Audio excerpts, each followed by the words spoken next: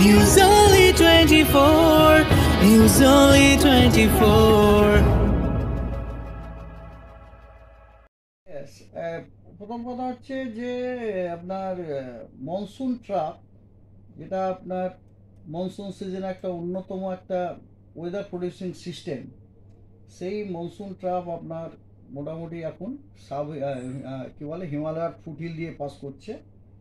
যেমন ধরুন main C লেভেলে এটা পাস করছে অমৃতসর, পাতিয়ালা, মুজফ্ফরনগর, খেরি, বাল্মীকিনগর, তারপরে ইস্ট নর্থ ইস্ট ওয়ার্ডস হয়ে সোজা চলে গেছে আপনার অরুণাচল প্রদেশের কাছে চলে ফুটহিলসে চলে গেছে। মানে মনসুন ট্রাপটা আপনার ফুটহিলস, এটা এই ঘটনাটাকে আমরা বলি আমাদের বিয়ে ভাষায় এটা একটা আপনার কি বলে ব্রেক মনসুন কন্ডিশন।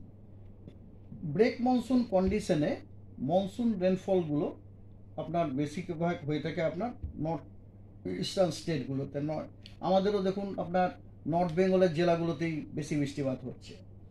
আর অন্যান্য যে জেলাগুলো রয়েছে তার উপর দিয়ে আপনার কি হয়েছে, সাউথ ওয়েস্টার্লি উইন্ড আসছে এবং সেই উইন্ডটা আসছে আপনার অ্যারাবিয়ান সির উপর দিয়ে আসছে।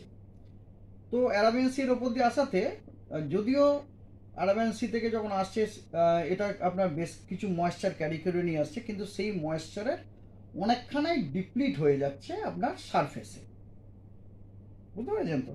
ফলে যখন এটা আমাদের পশ্চিমবঙ্গ স্টেটে আসছে তখন মনসুনের জন্য যে হেভি রেন, ভালো রেনটা হয় সেটা আমরা পাই না। সেই জন্য আমরা মনসুন রেনফল যেরকম ভালো হয় সেরকম পাই না। কিন্তু আর একটা জিনিস কী হয়, ওই সময় টেম্পারেচারটা বেড়ে যায়, মনসুন ক্লাউডগুলো সেরকম থাকে না।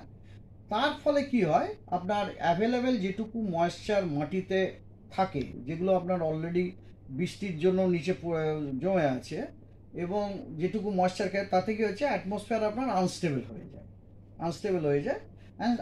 অ্যাটমসফিয়ার আনস্টেবল হয়ে যাওয়া মানে হচ্ছে মাটির সংলগ্ন যে আপনার এয়ারগুলো সেগুলো হালকা হয়ে যায়, সে হালকা হয়ে এগুলো ওপরে উঠে যায় আর কি। এবং সেইগুলোই আপনার কি হচ্ছে, বিক্ষিপ্তভাবে বিভিন্ন জায়গাতে ওই থান্ডারস্টর্ম অ্যাক্টিভিটিগুলো ঘটায়। হ্যাঁ, এবং সেই থান্ডারস্টর্ম অ্যাক্টিভিটিগুলোর জন্য আমরা মানে ধরুন ক্ষণিকের জন্য বেশ ভালো বৃষ্টিপাত বিক্ষিপ্তভাবে দু এক জায়গায় হয়ে যায়।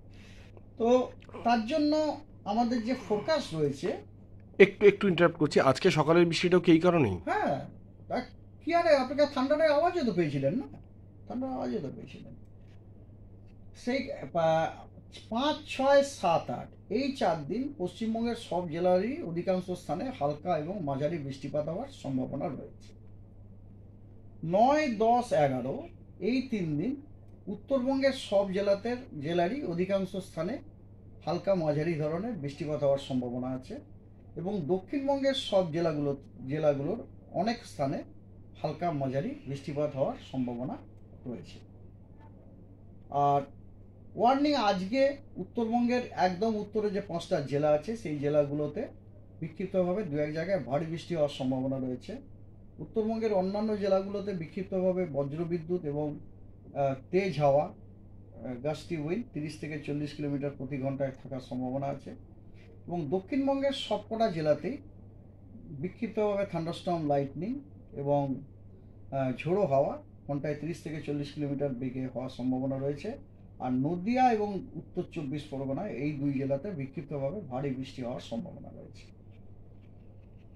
6 তারিখে উত্তরবঙ্গের একদম উত্তরে যে 5টি জেলা আছে ওই জেলাগুলিতে বিক্ষিপ্তভাবে ভারী বর্ষণ হওয়ার সম্ভাবনা আছে, এবং দক্ষিণবঙ্গের হাওড়া, দক্ষিণ 24 পরগনা, উত্তর 24 পরগনা, নদিয়া এই জেলাগুলোতেও বিক্ষিপ্তভাবে দু এক জায়গায় ভারী বর্ষণ হওয়ার সম্ভাবনা রয়েছে। এছাড়া আপনার উত্তরবঙ্গের সব জেলাগুলোতে এবং দক্ষিণবঙ্গেরও সব জেলাগুলোতে বিক্ষিপ্তভাবে বজ্রবিদ্যুৎ এবং ঝোড়ো হাওয়া, তার সাথে ঝোড়ো হাওয়া 30 থেকে 40 কিলোমিটার ঘন্টায় 40 কিলোমিটার প্রতি ঘন্টায় থাকার সম্ভাবনা আছে। 7 তারিখে উত্তরবঙ্গের দার্জিলিং, কালিম্পং, জলপাইগুড়ি এবং আলিপুরদুয়ার এই 4টি জেলাতে কমলা সতর্কবার্তা দেওয়া হয়েছে বিক্ষিপ্তভাবে দু এক জায়গায় ভারী থেকে অতি ভারী বর্ষণ হওয়ার জন্য। কোচবিহারে বিক্ষিপ্তভাবে দু এক জায়গায় ভারী বর্ষণ হওয়ার সম্ভাবনা রয়েছে, এবং দক্ষিণবঙ্গের এবং উত্তরবঙ্গের মালদাতেও বিক্ষিপ্তভাবে ভারী বর্ষণ হওয়ার সম্ভাবনা আছে। দক্ষিণবঙ্গের অনেক জেলাতেই বিক্ষিপ্তভাবে ভারী বর্ষণের সম্ভাবনা আছে, সেগুলি হলো মুর্শিদাবাদ, বীরভূম, পশ্চিম এবং পূর্ব বর্ধমান, বাঁকুড়া, পশ্চিম মেদিনীপুর, দক্ষিণ 24 পরগনা। এই জেলাগুলোতে বিক্ষিপ্তভাবে ভারী দু এক জায়গাতে ভারী বর্ষণ হওয়ার সম্ভাবনা আছে এবং তার সাথে থান্ডারস্টর্ম, লাইটনিং হওয়ার সম্ভাবনা আছে। দক্ষিণবঙ্গের বাকি জেলাগুলোতেও বিক্ষিপ্তভাবে থান্ডারস্টর্ম, লাইটনিং হওয়ার সম্ভাবনা রয়েছে।